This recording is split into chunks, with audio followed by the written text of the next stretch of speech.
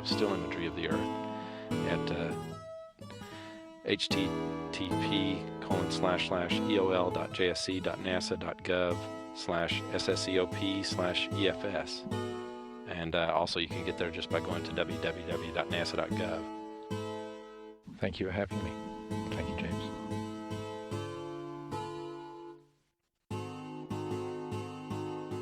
This is Mission Control Houston with a special presentation of imagery of Earth, highlights of that imagery as taken by astronauts on past Space Shuttle and Space Station missions in high-definition television. With us today to help identify some of the imagery is Dr. Justin Wilkinson, a scientist with the Crew Earth Observations Office here at the Johnson Space Center in Houston, the office that coordinates the Earth imagery activity for station and shuttle astronauts. Thank you for being here, Justin, and I'll apologize in advance for asking you to identify imagery on the fly today. But with no further ado, I'd like to get to it and ask you a question about what we're looking at now in this scene. I think this is the west coast of Madagascar, the coast that faces southern Africa, and Madagascar is the big island off southeast Africa. Yeah, we've got rivers coming down to the sea there, and a little bit of sediment in the sea. And a lot of cloud. The white stuff's the cloud. And this imagery is taken from an altitude of normally about 220 miles for missions that go to the space station or space station missions. High-definition television cameras are a fairly recent addition to shuttle and station flights, only being flown over the past few years on board.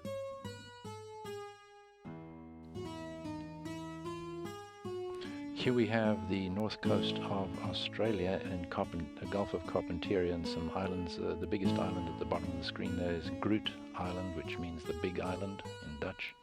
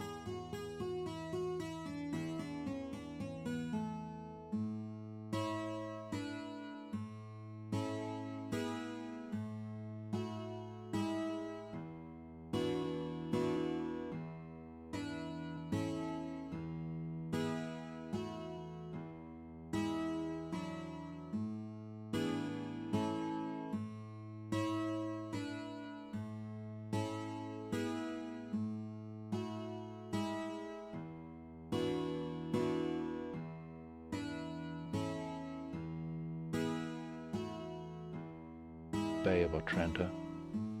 And this, I believe, is the coast of northern Chile in South America. It's a very straight coast, except for that strange headland out to the top right just disappearing.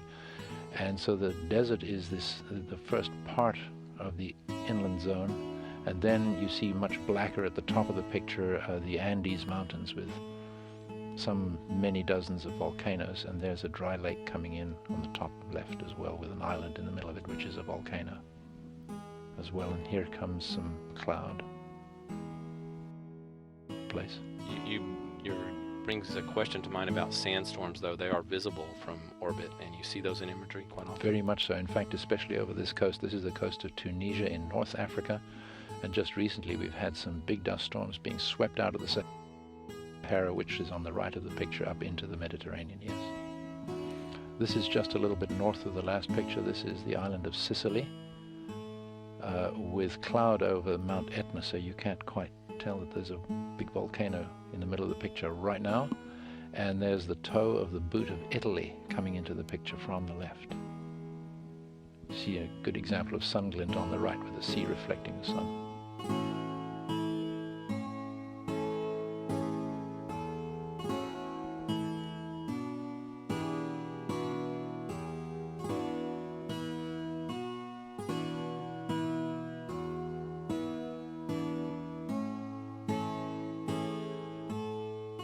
This is the... And Let me just butt in here, James. This is the coast of Namibia in southwestern Africa, the very dry desert coast of the Namib Desert. You can see a cloud band butting up against the shore and some straight sand dunes in the lower left of the picture.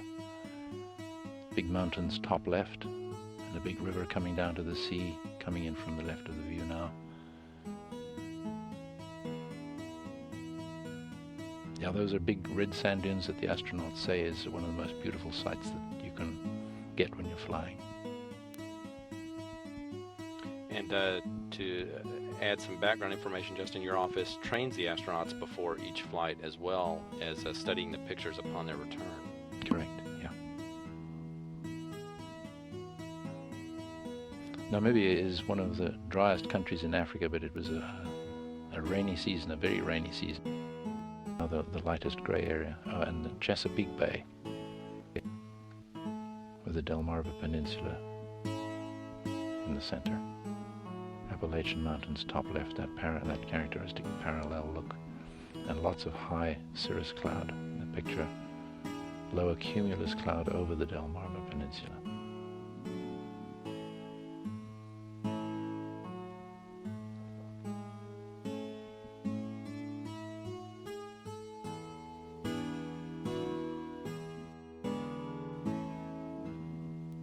This is an interesting sideways view of the peninsula of Florida, with the Keys stretching out into the lowest part of the picture there, and the shallow seas around the Bahama Islands, top right. And Cuba coming into the picture, lower right, I would think, yeah, it's big enough to be Cuba.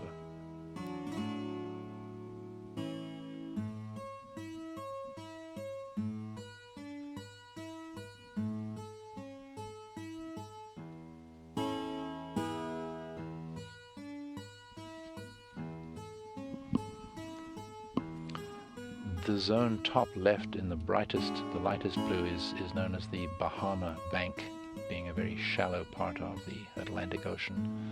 Again, you can see the much deeper parts immediately to the north of the island of Cuba, and shallower parts to the south of the island of Cuba, right at the bottom of the picture,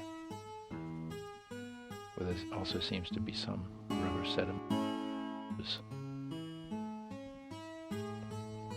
This is the coast of the Kamchatka Peninsula, which is a big finger of land that sticks off easternmost Russia into the Pacific Ocean. And here is a smaller finger of land in China sticking into the Pacific Ocean. In winter you can see all the snow lower left. This is called the Tsingtao Peninsula, we recognize it. And again the Sunglint Point moving along the coast, upper center. Is Sunglint a useful item for Earth observations and handheld photography? The name of the town coming into the picture lower left is Shenyang. Yes, just to answer you, James, the Sunglint Point's extremely useful. It can show even tiny water bodies, and it also shows lots of features within the oceans, internal waves and wind gust fronts and things like that. And again, this is snow in China. This is snow, no cloud. All the little black dots, the big black patch down there is a city, and the small black dots are villages. The snow seems to melt faster in urban places. This is the smooth east coast of the Kamchatka Peninsula, again moving back a bit north of the last photograph. A very striking coast.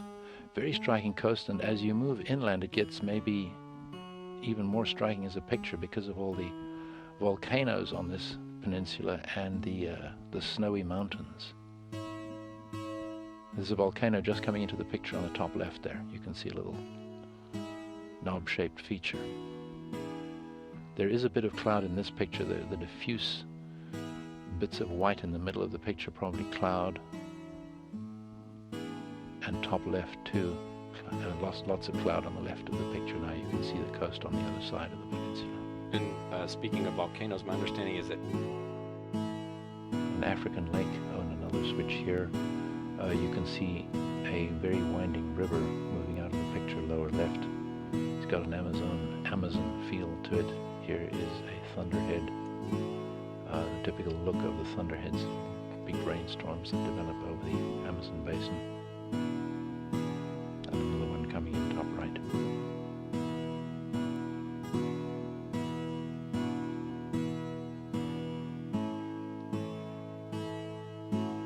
All the green in the middle of the picture now is rainforest. Even if it isn't the Amazon, we can be sure it is rainforest because of the broad, consistent green and the lack of obvious towns or roads. So it's possible it's the Congo rainforest too, but probably the Amazon by how long we're moving over this rainforest. And again, important to note with the vast amount of rainforest that the spacecraft's moving at 5 miles a second, or about 17,400 miles an hour as this imagery is taken. I guess traversing a continent in really a few minutes.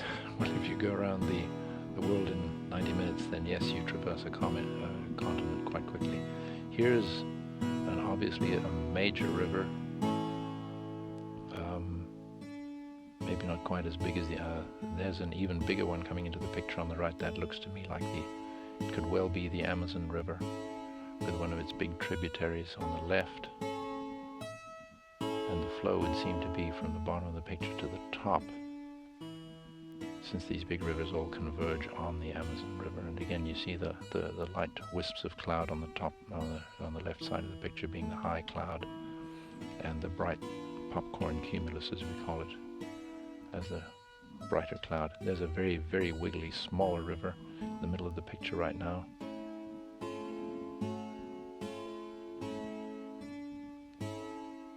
This must be the Amazon, James, considering that we've been flying over a rainforest for this long, and that, of course, is the biggest one on the planet. The biggest continuous rainforest.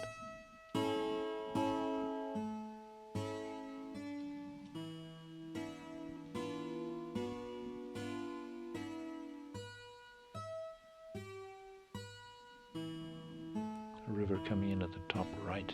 Again, extremely meandering river.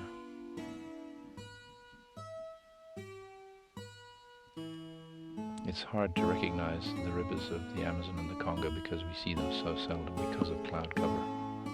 Would this be considered a fairly clear day? Yeah, indeed. Interestingly so, because otherwise they just wouldn't have bothered. This is about as clear as it would ever get, so we would enjoy these photographs. More high cirrus coming in on the right. And I know you have been working with the astronauts for at least 20 years, I know, but how long have you been? It's almost exactly 20 years in a couple of months' time.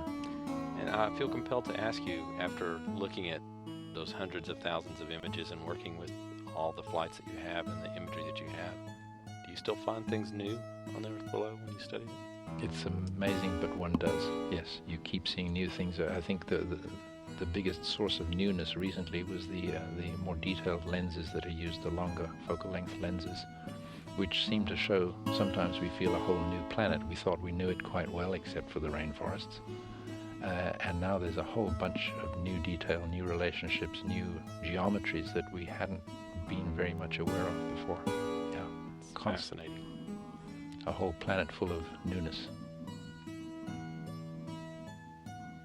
So it's not a subject really that gets old. Not by any means. Well, not for some of us anyway. Well, and I know that astronauts, since they first began flying in space, have always been captivated by the views out the window and unerringly report that as one of the favorite features of their flights when they return. I think so, yeah.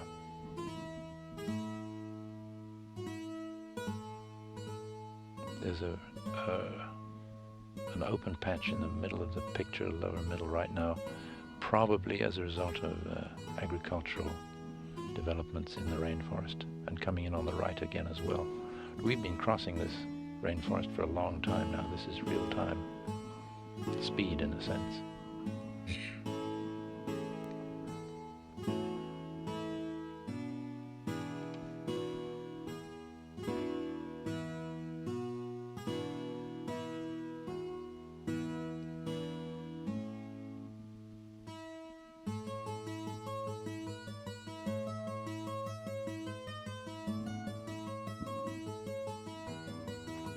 new continent. This looks like a southern continent, a dry southern tropical, probably a fairly dry landmass. The browns right at the bottom, dimly seen through the clouds, indicate a dry landmass, some semi-desert, or at least not a wet landmass. There may also be some dust in the atmosphere, hard to recognize quite where we are.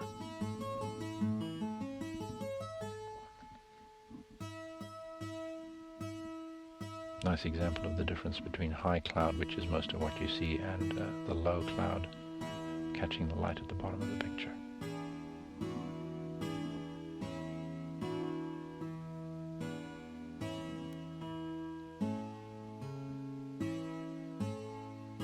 There's a river coming into the view near the right-hand side at the top. That has the look of the Rio Grande in New Mexico. Or maybe it's a river in northernmost Mexico.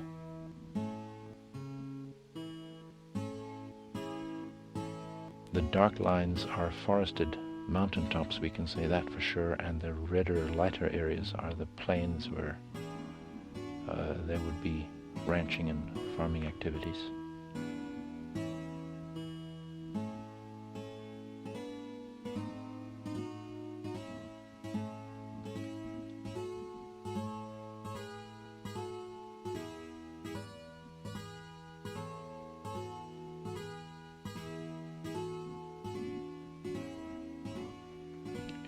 Rock formations below, is that what we're seeing in that area? Yes, here you see two circles coming into the top of the view now. These are either volcanoes or effects from inside the Earth producing circular features. We think this is the Big Bend area of Texas. Big Bend National Park. Big Bend National Park, and that I'm pretty sure is Lake Amistad on the left. And all the lines are a heavily modified geology produced by the continents bumping into one another. And so those are the up-pushed parts, which are now high and covered with trees, so that they look dark green. Another lake right in the center, so we're in northern Mexico here, moving southeast.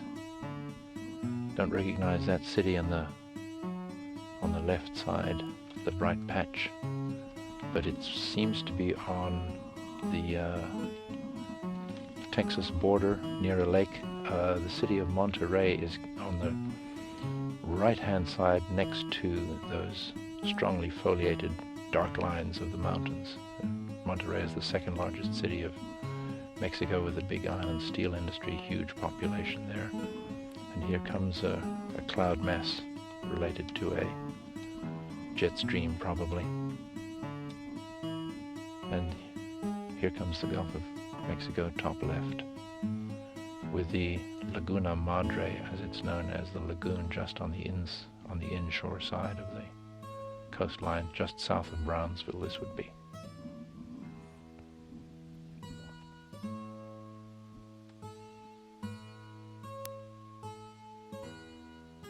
The view is going rapidly down into Mexico towards Tampico and Veracruz.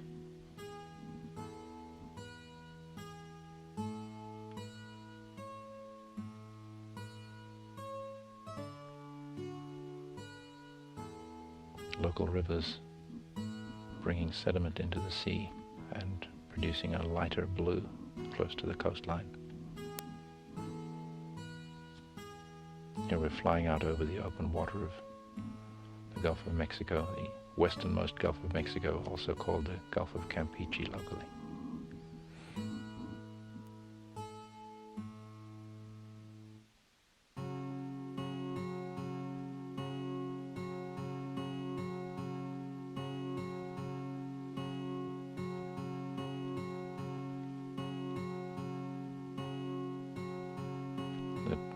The trend of this track should bring us to land quite soon in central and southern Mexico in the Yucatan area.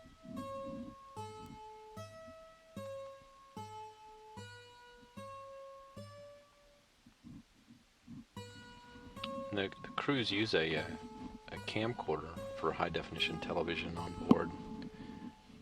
This is a very steady view, so obviously the camera held somewhere for this one, but you see some that are obviously the crew holding it by their hand, shooting imagery out the window.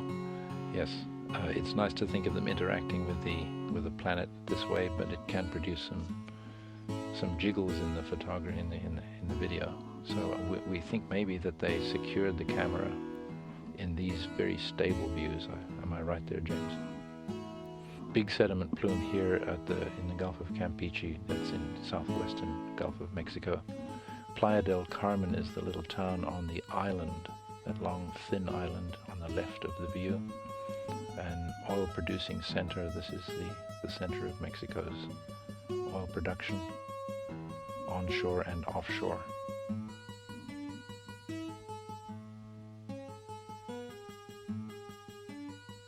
Proceeding here southeast across the Yucatan Peninsula, which is very often under cloud, as you see.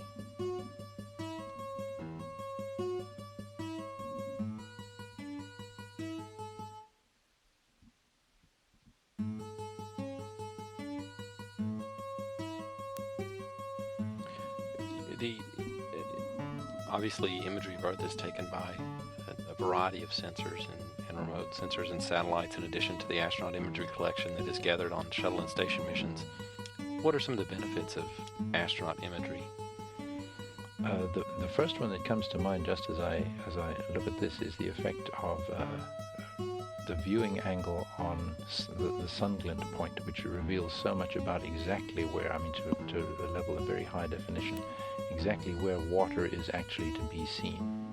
And of course, patterns within the ocean are really only seen in sun glint.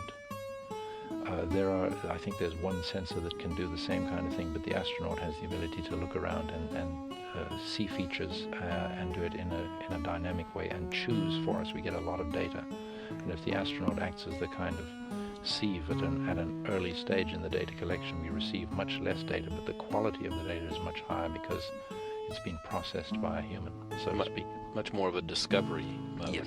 Yes. Here is the Gulf of Fonseca, which is a gulf in Central America. So this is the Pacific coast. We're flying out into the Pacific right now, and this might be Guatemala, lower left, southernmost Mexico, moving on into Honduras.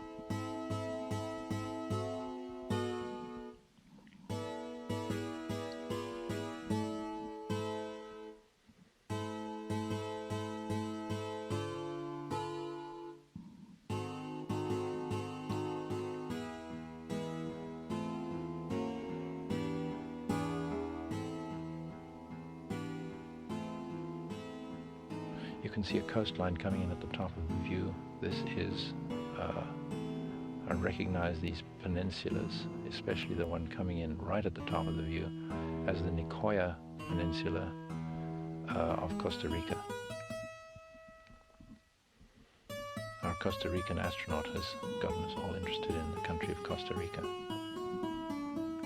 Some cloud out in the Pacific Ocean on the right there, and features within the ocean. You can it produces a variegated kind of look to the ocean surface, which you just don't see out of the sun glint point. If you look top left, you don't see any of those features in the sea at all. And the next little peninsula in Costa Rica is coming in immediate far top left, which is the Osa Peninsula with lots of cloud. The land surfaces almost always have a lot of cloud on them in Central America.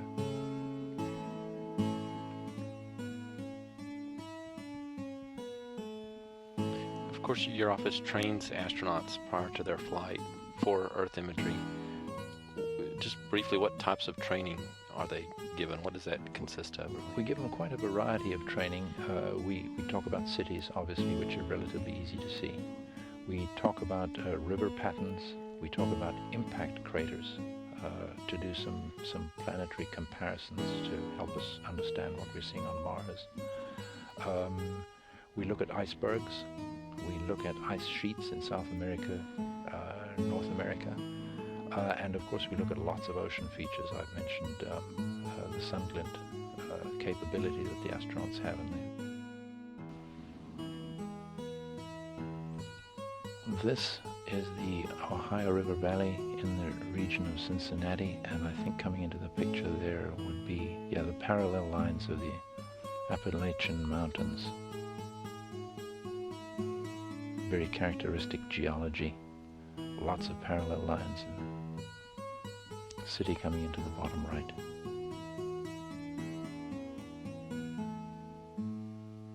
In the middle now. Active volcanoes are a common target of imagery to be taken by astronauts. Very much so, very much so. Even dead volcanoes that haven't erupted recently are interesting from space, because you can see faults that align towards them and tell geologists something about the environment of where the volcano is located. And you actually receive requests from scientists in the field who make those requests for certain imagery of certain sites. We're corresponding with quite a number. It's ramped up a lot. Look at this neat picture of Great Salt Lake in Utah. And the variation in color is...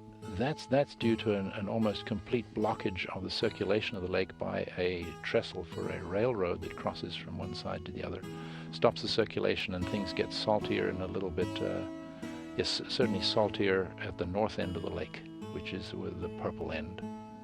The bluer is the fresher end, I believe. Inside the earth, pushed the earth up and created, after erosion, circular feature. That's in Mauritania in West Africa. Here, moving a bit further into the continent, are the, I think, looks like the Tassili Hills in eastern Nigeria, I would say. Layers of black rock that have been eroded off, sloping towards the viewer. And coming into the view on the left is an impact crater right in the middle of the picture right about now, and some wind streaks. We know where this area is because it's a bit unique.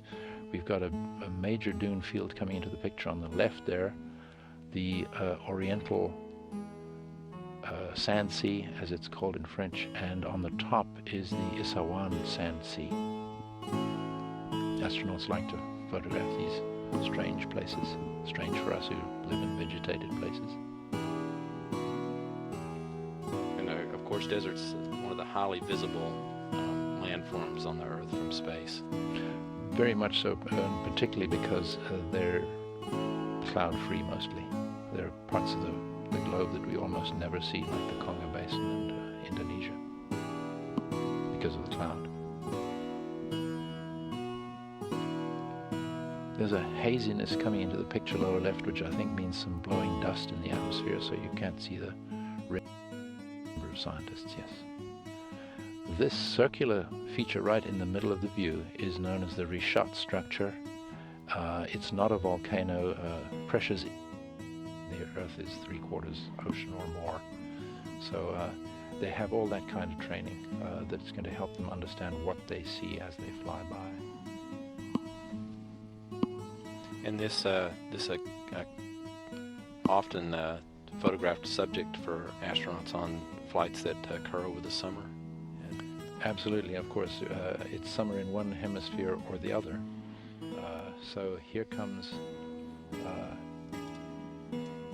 a beautiful circular feature, which is a hurricane that can be hundreds of miles across.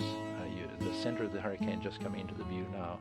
This is Hurricane Florence, which was passing by Bermuda a couple of years ago. And it's a beautifully formed hurricane. You can see the circularity of it. And lines going at right angles like spokes from a wheel are the outflow clouds as the air comes whooshing up through the center of the hurricane and then goes out sideways across the top, whisking away the cloud on the top of the huge mass. And I know there are quite a set of striking still images of hurricanes that have been taken by astronauts looking right down into the eye, very close views. They are a favorite feature when you've been looking at land that's hard to see through scrappy clouds. When you see a huge, powerful feature like this, the astronauts do shoot them a lot, and we have had some detailed views looking right down the eye, looking at the eye wall, in fact, and even I seem to remember views of breaking waves on the sea surface at the bottom of the eye. Amazing detail.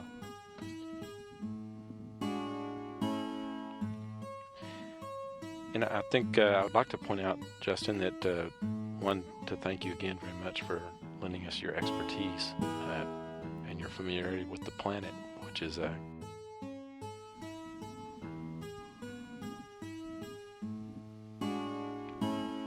This seems to be the upper Midwest as well, I think, with the Black Hills as the lower dark spot, lower left near the horizon with the moon peeping in on the far left side.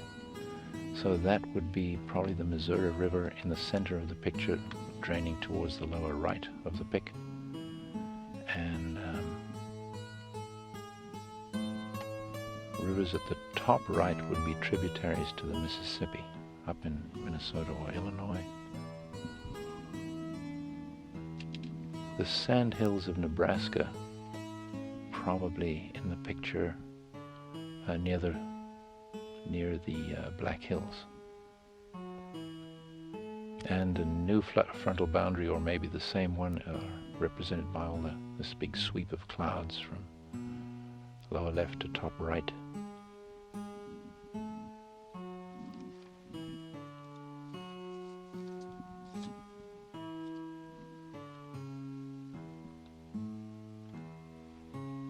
The spacecraft is moving from northwest to southeast. There's always an easterly component to the way our spacecraft fly.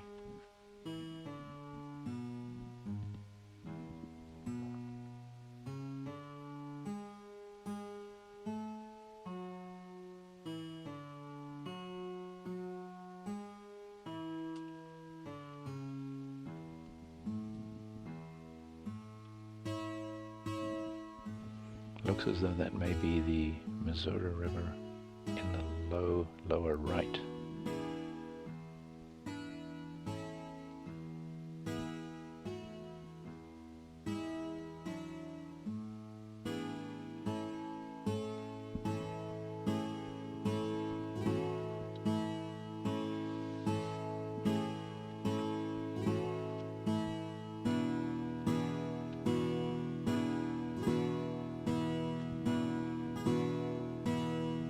Hills of South Dakota still way out there. What looks like approaching the moon. Just how far is it to the horizon from an altitude of about 220 miles in the portion of Earth that you can see in this picture from, say, directly below the spacecraft to the horizon? You can do the math, and I think if I remember correctly, it's something like 1,700 kilometers. We tend to work in kilometers because of the international aspect of the International Space Station.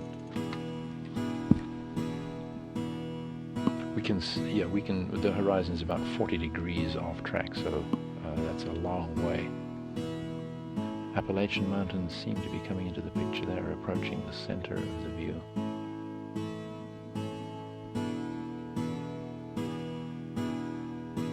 No, I think I'm wrong there. We almost never see such heavy cloud over that country. This is the Persian Gulf top right, with the Zagros Mountains in a very clear picture.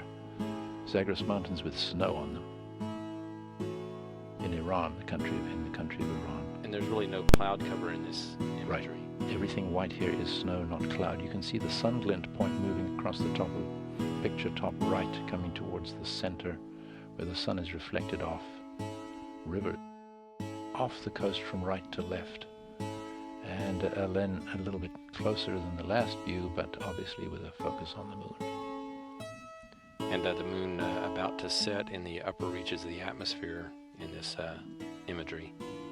And I might ask, since most of your work is done with still photography from the station for scientific reasons, although high-definition television is a recent accomplishment, but primarily you look at stills that are taken on the station. And how many have been taken so far in the years that the station has been manned? I think and just from station? Yes. Let me think about that.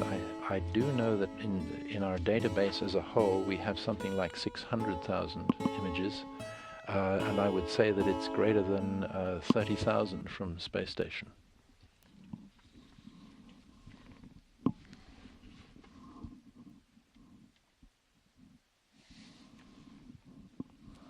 I misspoke. They're more like 300,000 from space station alone. It's